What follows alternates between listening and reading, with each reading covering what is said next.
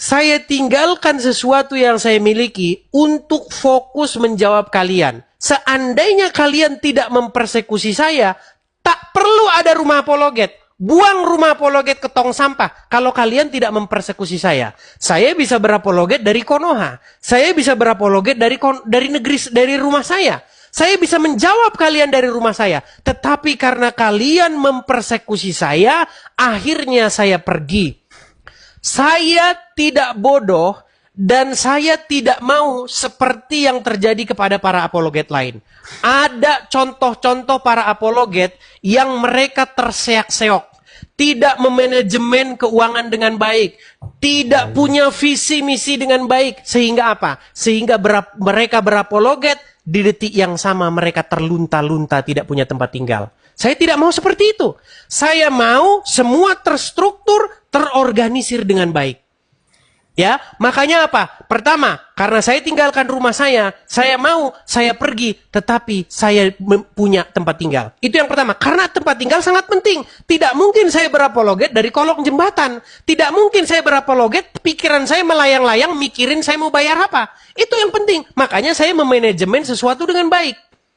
Itu yang pertama. Makanya saya buat sebuah perkumpulan bersama, menggalang dari teman-teman untuk mendirikan rumah apologet. Ketika rumah apologet berdiri, yang saya galang, saya peruntukkan untuk itu Bunda Mila, Rudi Iskariot, dan teman-teman. Ini curhatnya ini.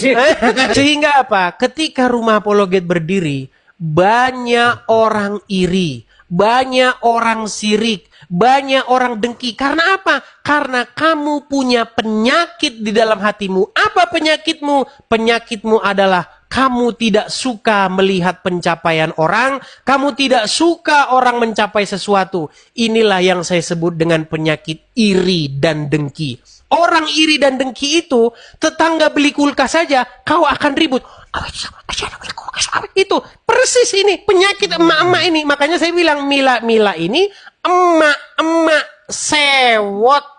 Saya tidak meminta dari dia, saya meminta dari para penonton saya. Mereka senang, mereka mensupport saya, mereka setuju dengan apa yang saya lakukan. Mereka mensupport saya dan uangnya saya gunakan untuk mendirikan rumah apologet. Di mana salahnya? Ini hasilnya ada nih. Yang kalian kirim ke saya itu ini. Jadi nih rumah apologet. Bukan saya dirikan, bukan saya gunakan untuk sesuatu yang tidak yang saya katakan untuk mendirikan itu. Jelas ada hasilnya. Ya kan? Nah, kemudian yang terakhir. Ya, kalau kalian diam kan selesai kan? Nah, kemudian yang terakhir. Masalah dikatakan